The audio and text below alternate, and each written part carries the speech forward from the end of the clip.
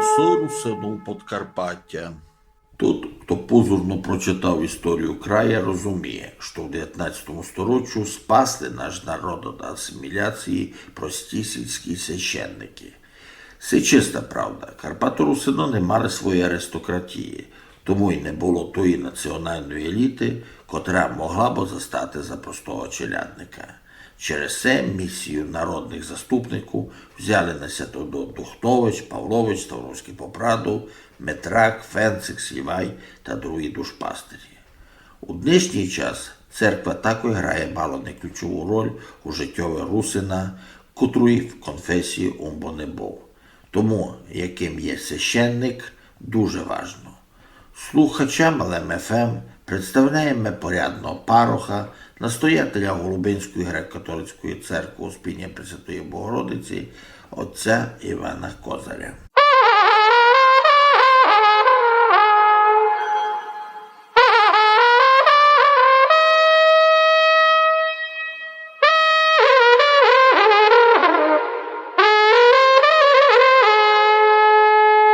Слухайте голосу Русину Подкарпаття. Отче Іване, слава Ісусу Христу! Слава навіки Богу! Отче, розкажіть, в котрій родині ви се родили? Бо кінь про мене, то священником може ним стати той чоловік, котрий достав файну основу, достав файний фундамент. Ну а фундаментом що може бути? Сім'я, родина, нянько, мамка.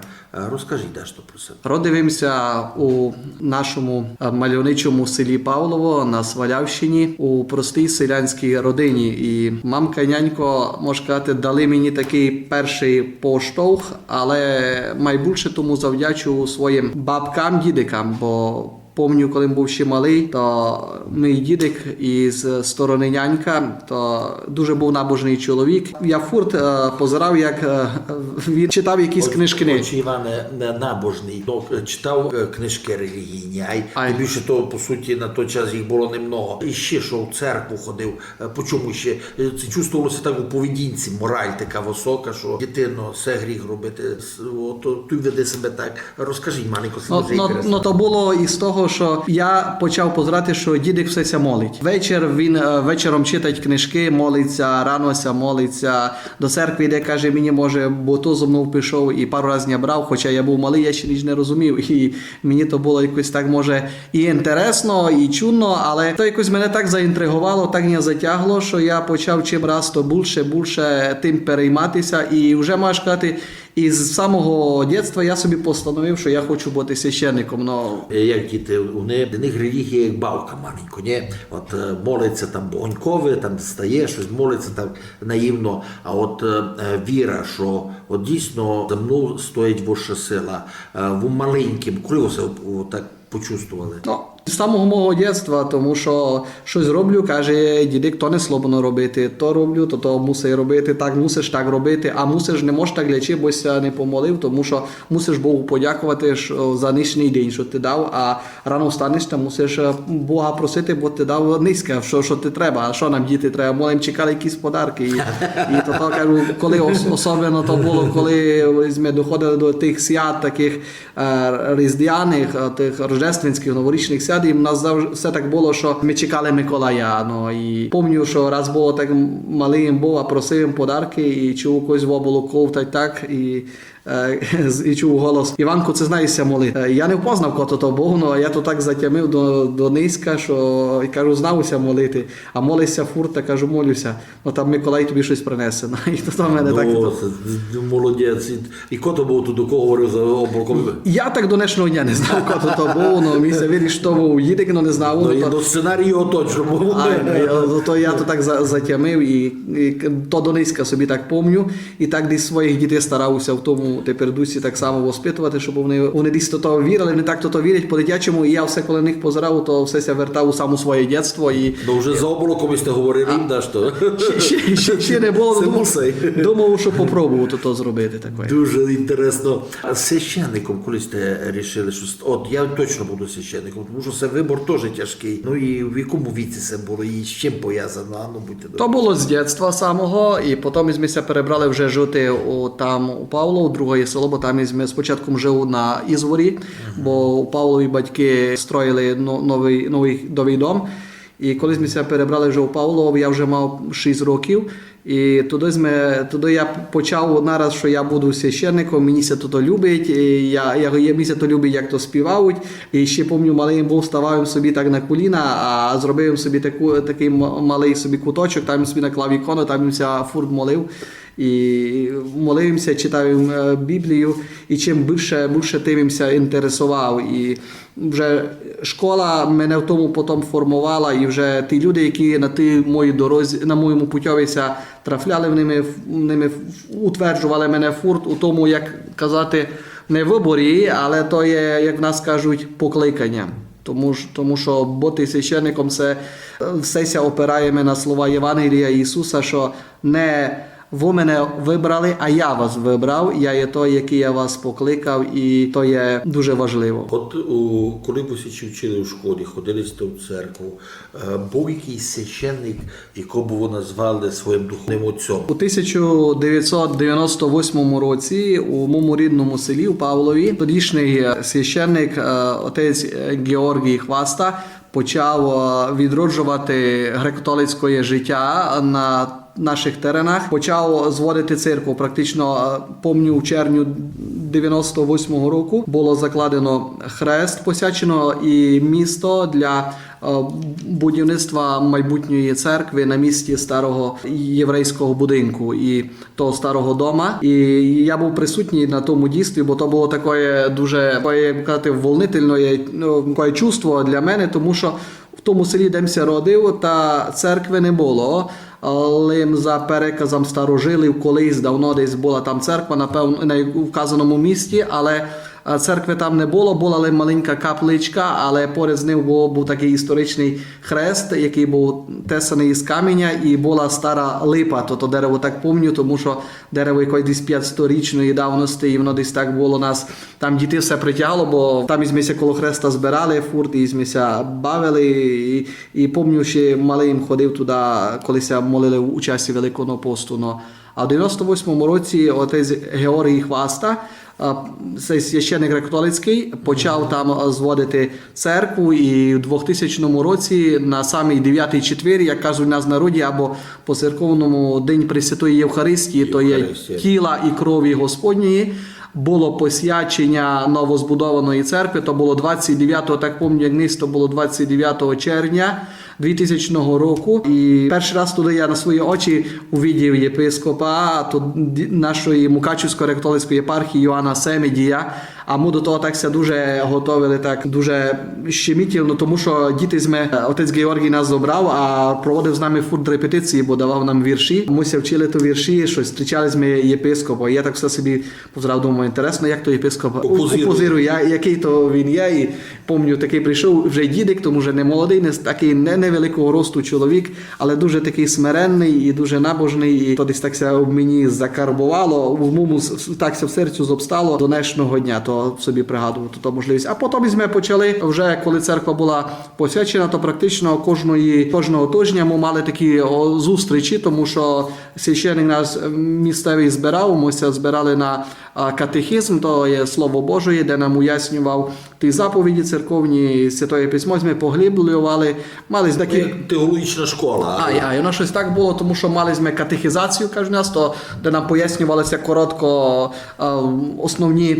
основні правила нашої християнської віри, і то ще більше мене десь так утверджувало, тому що по-новому, по-особливо ми так переживали того свята, до яких ми так готовили до Різдва, це до Великдня, і то не просто для мене була традиція, а то вже було щось таке намного глибше, бо коли ми розумів самий сенс того свята, що то нам дає та Пасха, яка може в дитинстві в мене десь так отужнювала з кошаром, а не тот кошар, а тот хліб, який бабка так пекла, і ми то так чекали, а й ті писанки, якісь ми дуже любили робити, а то було ще щось, що Пасха то є щось більше, і дійшли ми до того розуміння, що, як нам пояснював священик, що наша Пасха то є Ісус, і кожну неділю, коли маємо, то є практично пережиття. Ми то переживаємо, відкриваємо по-новому, то є суть тої Пасхи.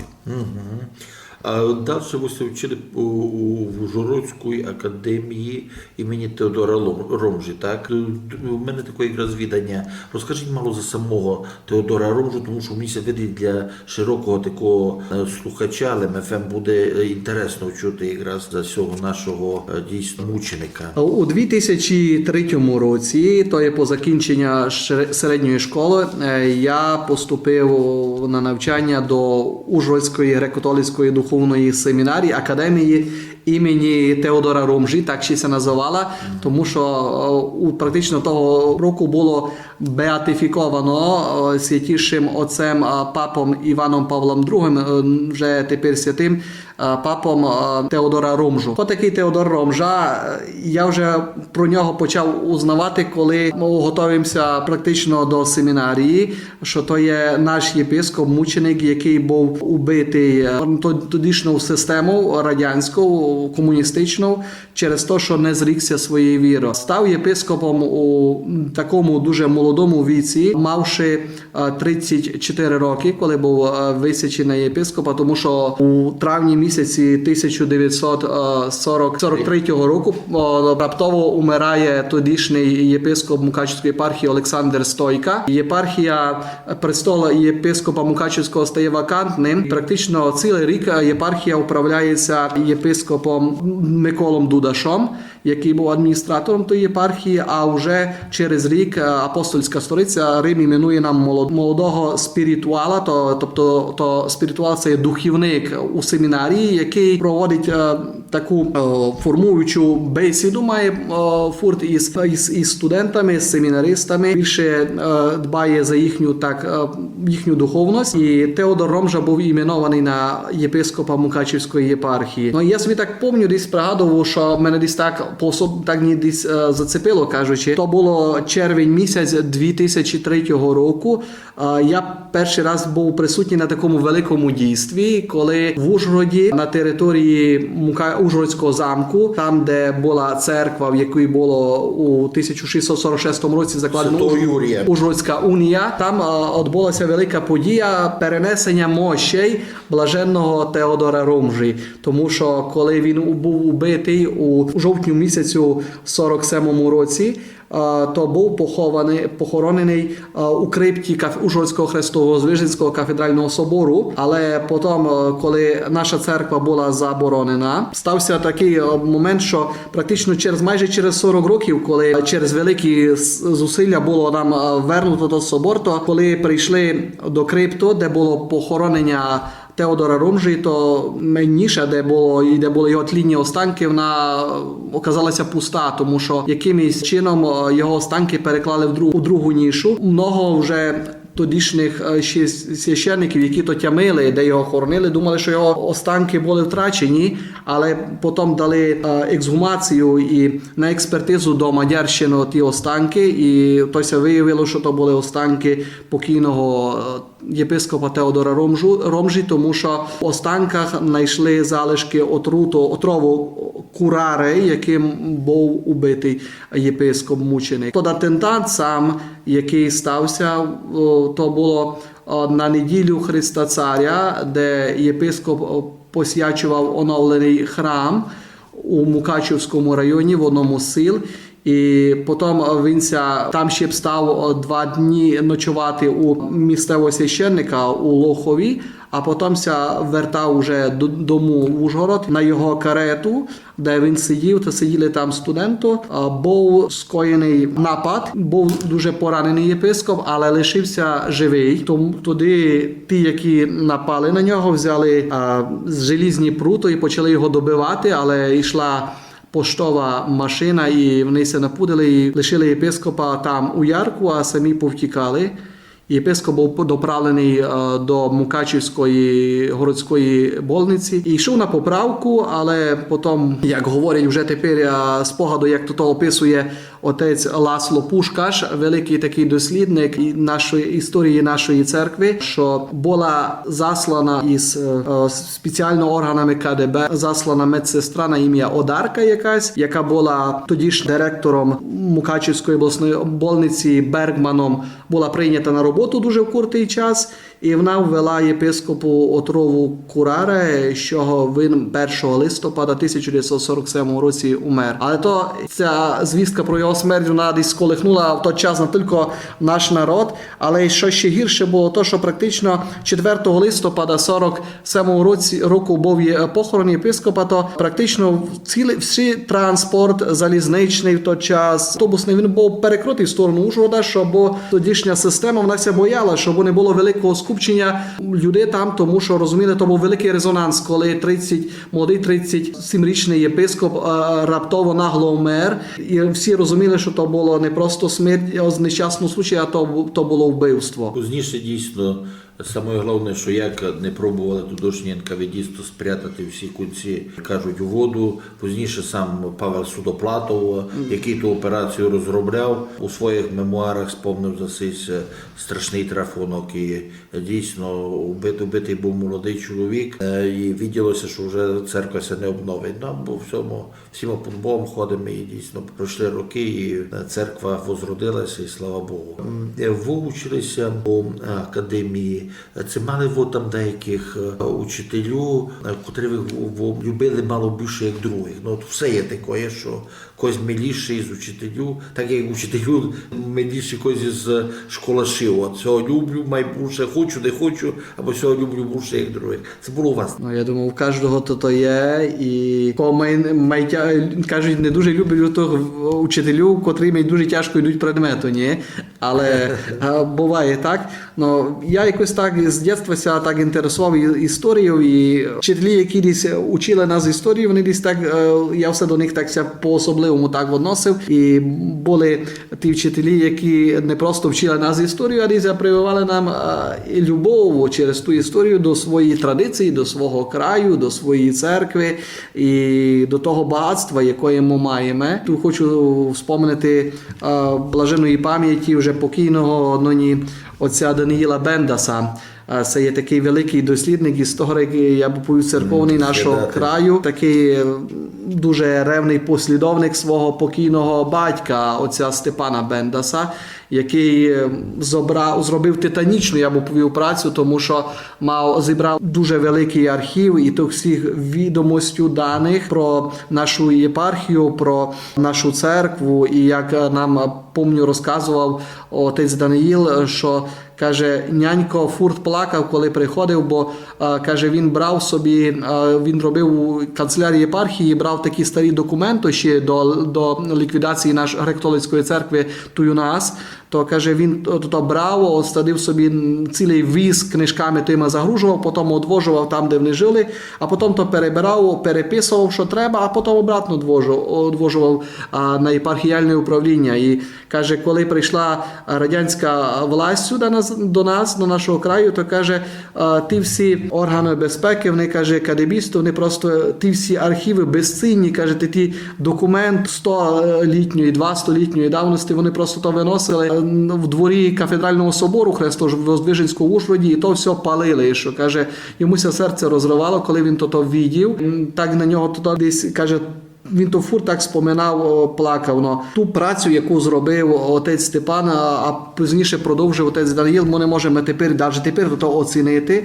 Ну, і він нас учив історію Мукачівської греко-католицької єпархії, і десь під його проводом я десь так, може, ще більше формувався у тому напрямку такому, тому що ті білі плями, це його слова, його вирази, він казав, що маємо в історії нашої дуже много білих плям, яких не можемо ще до кінця так дослідити, познати, але давав нам можливість то все десь так учити і поглиблювати. Може навіть давав нам такий поштовх, щоб щось злідати, самим досліджувати то все. Він мене увів практично в курс тої всю справу, тому що познайомив з ту велику спадщину, то, що ми маємо, ті шематизми, які в нього сохранили, тому що починаючи 1792 року був виданий перший рукописний шематизм, тодішньої нашої Мукачівської ректолицької єпархії з Андрія Бачинського, і вони потім друкувалися, печаталися дуже так інтенсивно через 2-3 роки інтервалом, вони входжували практично до початку ХХ століття. Потім хочу спомнити тут ще такого історика Людвіга Івановича Філіпа, який був многі роки у нас, не просто вчив нас у нашій академії, але так само він упорядкував єпархіальний часопис «Благовісник». Це є наш журнал, газета тодішня, який практично був перший, який у 90-х роках одродив той благовісник, який за період 40 років заборону нашої церкви печатався, а потім він то по-новому одродив, займався упорядкуванням того єпархіального часопису. Як то він сам казав, що мене владика, покійний Іван Семідій про то просив, що мусиш то зробити, щоб наша єпархія далі мала свою ту сторінку, де бо люди наші могли читати, жити, то інтересуватися, то, що в нас це відбуває на теренах нашої єпархії. Ну і Людвіг Іванович, прощений бо Філіп і прощений бо Даніїл Бендас, це великі постави у історії Подкарпаття, і їх ще оцінять пізніше. Я думаю, що оцінять по достоинству, тому що дякуючи цим людям не лише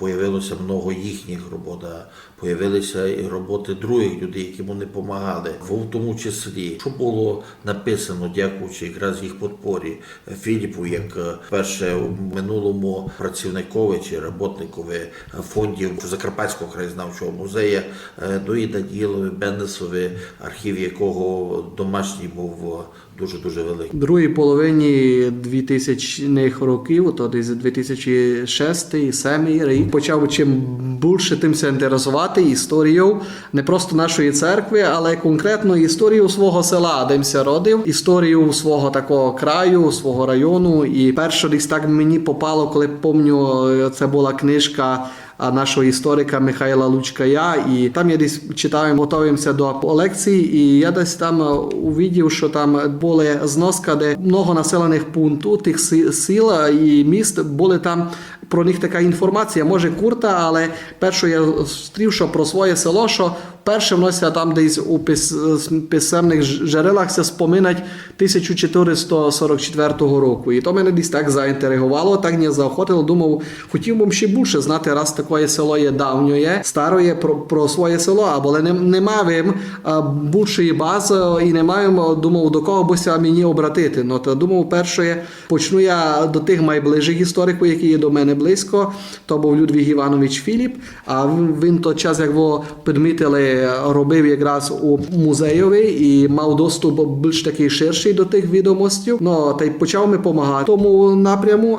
А потім і покійний отець Даниїл Бендас, який мене десь так ознакомив з ту книжкою Теодора Легоцького «Берег Вармедія», тобто про Березький комітет, де він так детально описував історію майже усіх сіл і міст тодішнього Березького комітету. То я почав над тим більше працювати і познайомився із своїм колишнім учителем, який мені десь так у тому так само посприяв, і ми почали якраз вже разом робити над тим, щоб більш детально дослідити історію свого села. І дві книжки були випущені через 2-3 роки, практично інтервал устили дві книжки з назвою такого красномовного «На берегах Пені». Пеня то є така потічок, річка, яка тече через наше село, а десь так назва нас так заохотила, щоб вона лягла у назву тої книжки, десь описувало не просто життя наших селян,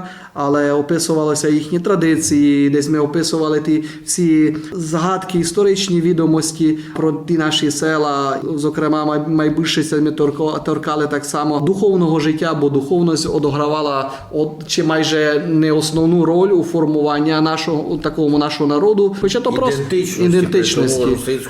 То був у нас простий такий народ, а народ, який практично жив собі так у мирі, тому що прості люди жили на території наших сіл, окрім того, що єврейська громада була, яка пережила теж нелегкий час, це є якраз вже Голокосту у 44-му році, то якщо там воно десь так касало по Європі скорше, починаючи вже з Польщі з 39-му, то в нас практично дійшло до 44-го року і торкнуло майже всіх євреїв, жидів, які жили в селі і по других селах. І практично про них згадка лимся тепер лишила то як то кладбище, яке нам напоминає, що колись тут жили євреї. Жидовський темету воше Павлова, верніше між Павловим і Плоским.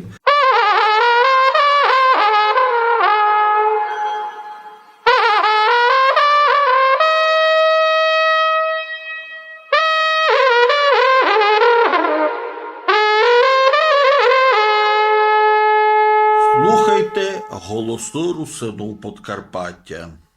Чуєте, от ви стали священником. У вас ще, як кажуть, трудовий путь не дуже великий, бо так що курто можете за нього розказати. У 2010 році закінчив Ужгородську греко-католицьку семінарію.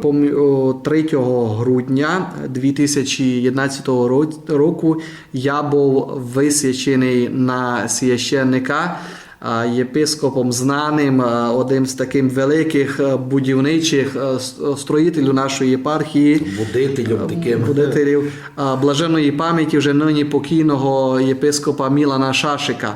То якраз було 3 грудня 2011 році у селі Неліпино, де була посвячена наша нова греко-католицька церква, тому що там церкви не було, і якраз туди була посвячена церква, і я був перший, хто був рукоположений, як у нас кажуть, висвячений на священника у тій церкві. Почав я служити у Неліпині і Сваляві в районі хімзавода, там була каплиця у честь Рождества Івана Хрестителя. І там я прослужив 2 роки.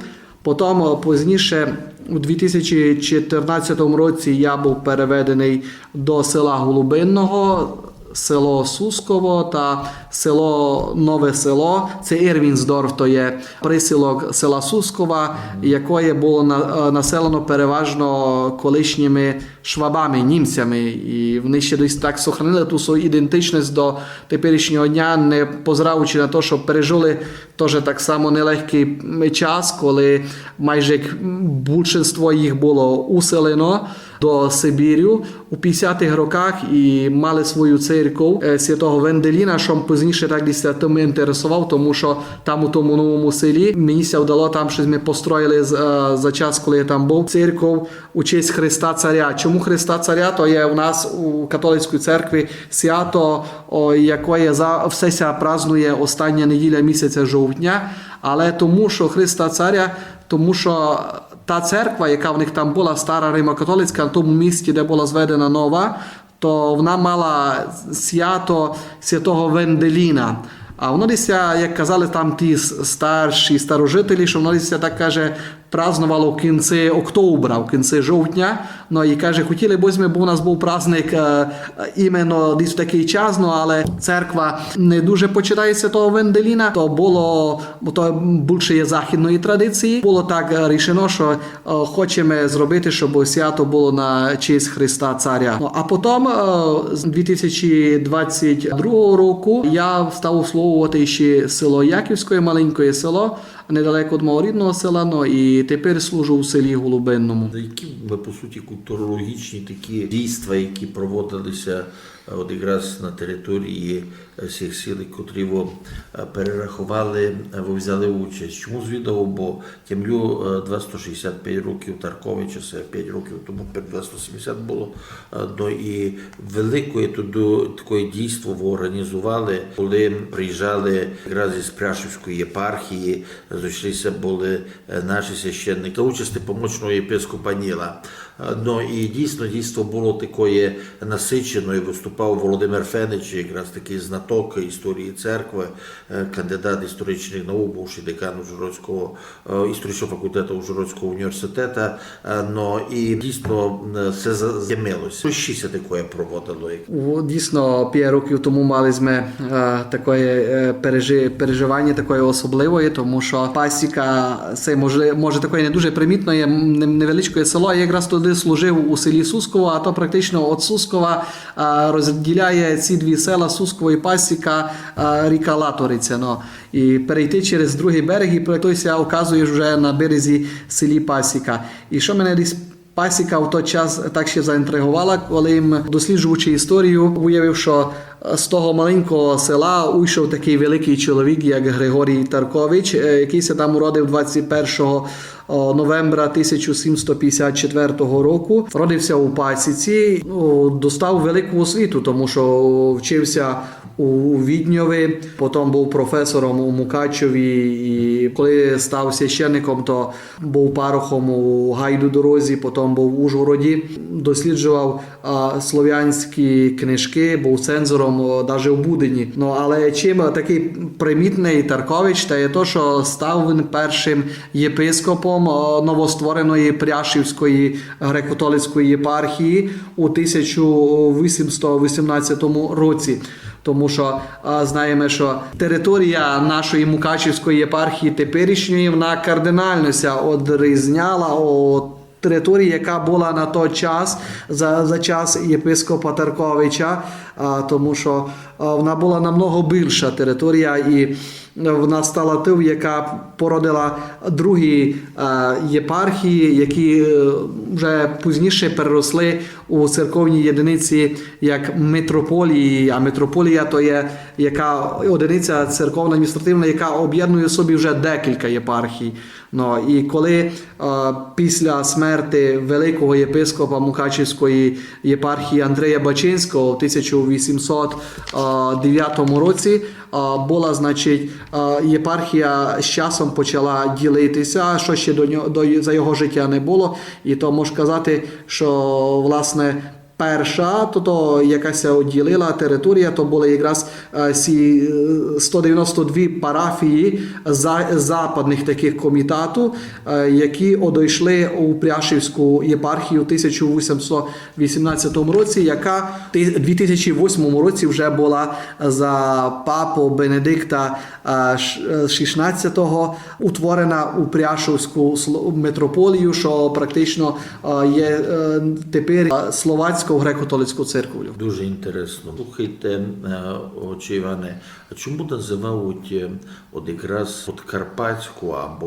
Закарпатську греко-католицьку церкву свого права? Поясніть, бо я це звісно чув не раз безпосередньо від Фенича. Історія Мукачівської греко-католицької єпархії, вона така є особливо унікальна по-своєму, тому що, як я вже спомнив тепер вище, що Мукачівська єпархія раніше вона була намного більша, є теперка, і вона дала поштовх життя, вона народила другі єпархії, з неї родили великі єпархії, які з часом вже переросли в митрополії. То є вже мною споминана, це є словацька митрополія греко-католицька, це є мадярська митрополія, це маємо Гайду-Дорозька митрополія, значить маємо Крижавецька єпархія, це є у Хорватії, але так само маємо ще Пітсбурзьку митрополію, яка стала митрополією з 1969 року, це є у Штатах Америки.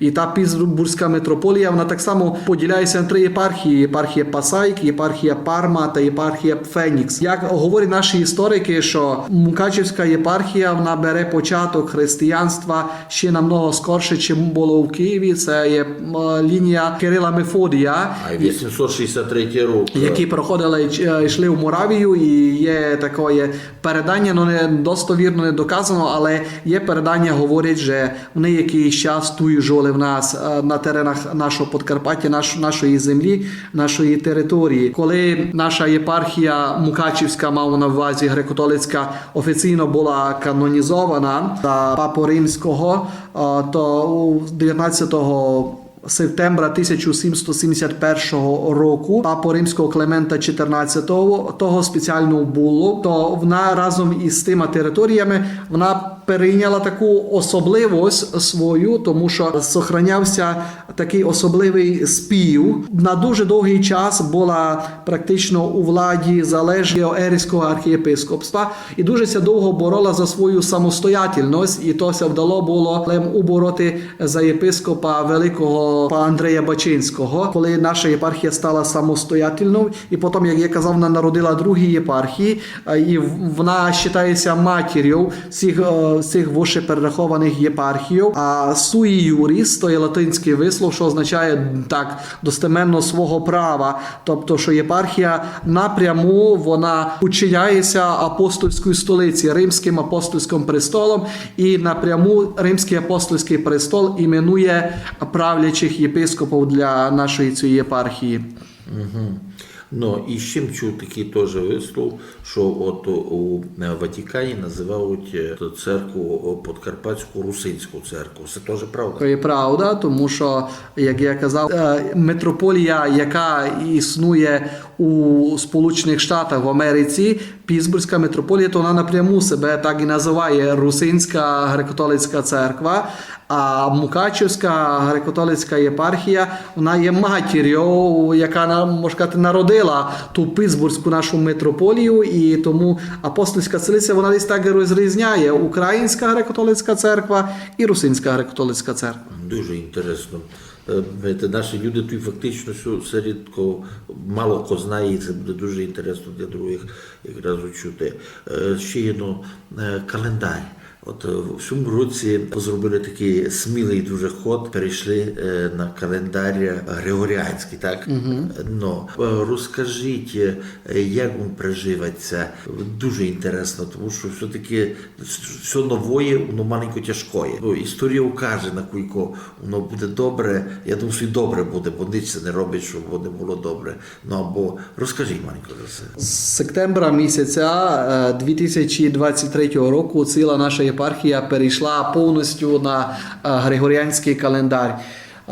До цього часу йшли довго, але найбільш, думаю, зіграла ту велику важність саме війна, яка почалася. Тільки в надізі у тому зіграла роль свою, що інтересно те, що коли будемо йти в історію, ми позрати те, що було раніше, то можемо побачити, що були такі моменти, коли десь то ідея, то та ініціатива, вона десь так і приходжувала зверху, коли верхи, власть, єпархія на чолі з єпископом десь то старалася десь так упровадити, то тепер можемо побачити, увидіти абсолютно протилежну картину, тому що воно йшло з долів. І тоді ми були так, я особисто про себе десь хочу так повісти, що у мене на парафіях, що тося почало з людей. Не я, як священник, то почав людям говорити, давайте ми переходжувати на новий календар, щось, а люди самі почали до мене приходжувати, до других священників, якимися общалися, що люди почали приходжувати і казати, давайте почнемо, зробимо такий крок вперед. Ми б хотіли, каже,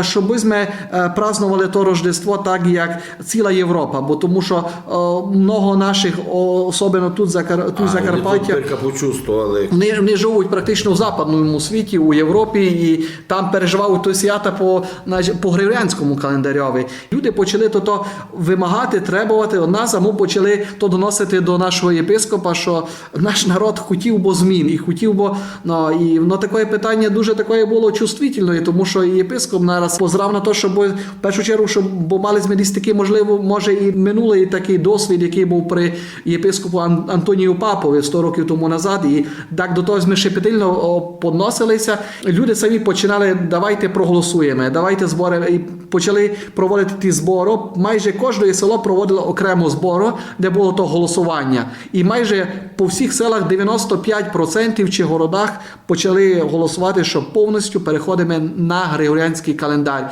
Не новоюліанський, а як перейшла Українська греко-католицька церква, а григоріанський. Він це відрізняє тим, що повністю григоріанський календар, там є, значить, і зміна Пасхалія, тому що новоюліанський календар, то переходять на всі свята нерухомі, недвижимі, переходять ходять за новим стилем, а по-старому лишають Пасху. Григоріанський календар то є повністю, як переходяться недвижимі свята. Рождество у нас Воздвиги, це то маємо Покрова, це маємо Микола, це є свята недвижимі, бо вони постійно кожен рік того самого числа. А движимі то є Пасха, вона це кожен рік міняє. Наші люди почали требувати, щоб ми перейшли повністю і щоб ми Пасху празднували з цілим католицьким світом.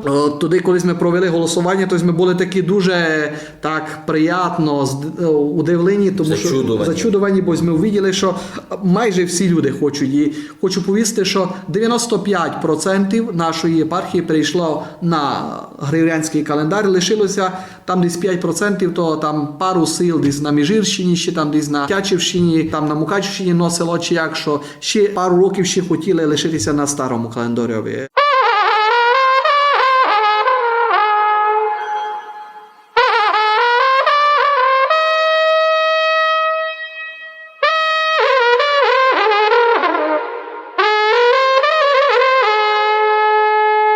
Слухайте голоси русинів Подкарпаття. Отче Іване, на Україні йде війна.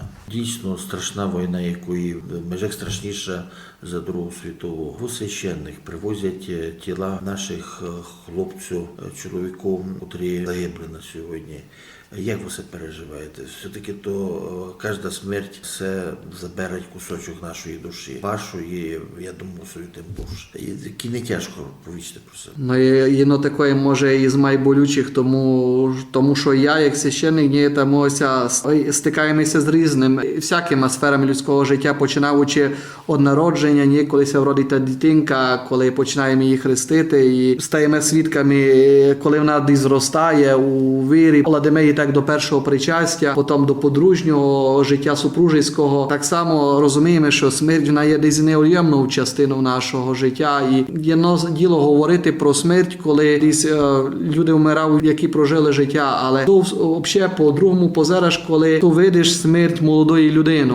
Ну, бувають случаї, коли десь якась нещасна трагедія, це десь молода людина десь так захворіє і вмирає. Але коли то є масово, коли масово вмирать много молодих людей і не просто може ми казати, десь війна до кінця наші люди може ще не усвідомили, що вона нас так стосує так теж, тому що коли ти видиш, як привозять трупи молодих чоловіків сюди до нас, наших людей, з кожного села, майже не є такого села, де не був когось, який чи пропав безвісти, чи умер, був убитий на тій війні, то все вже докус по-другому на то позераш і докус по-другому то переживаш.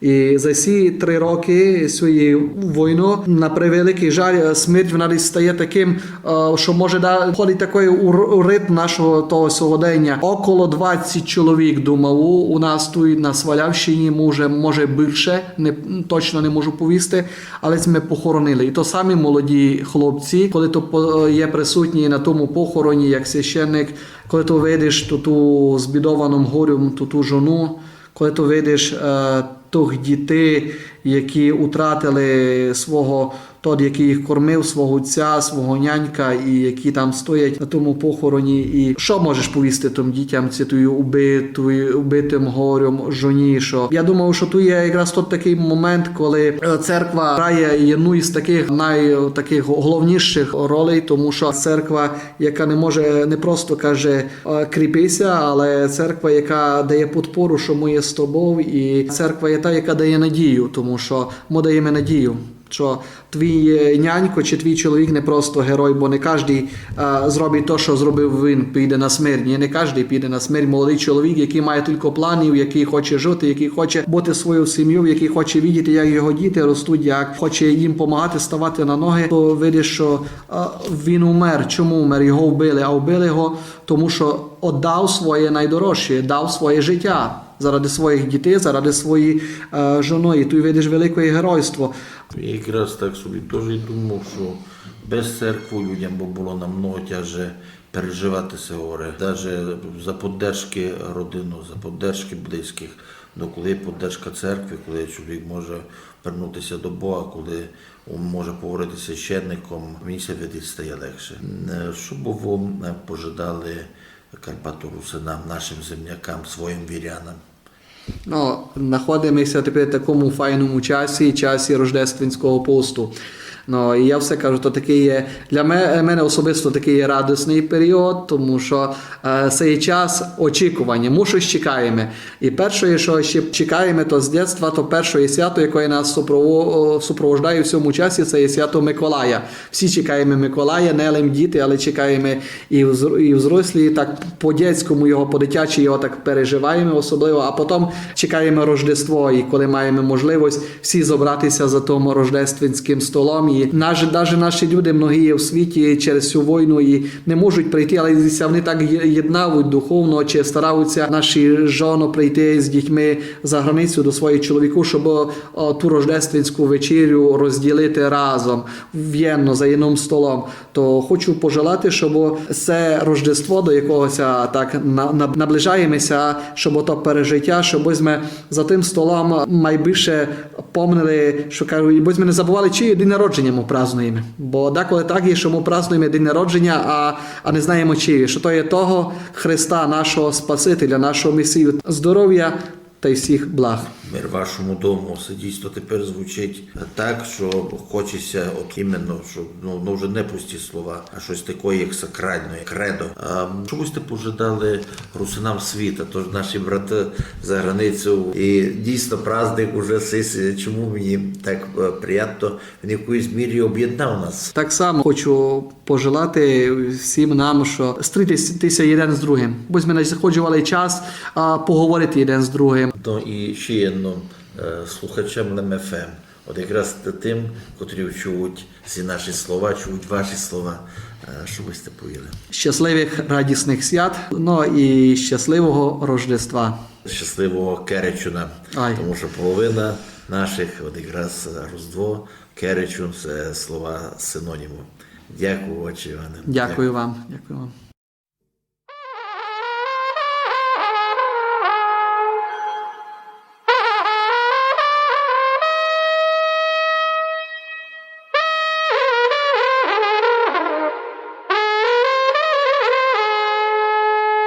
Голосу Русину Подкарпаття.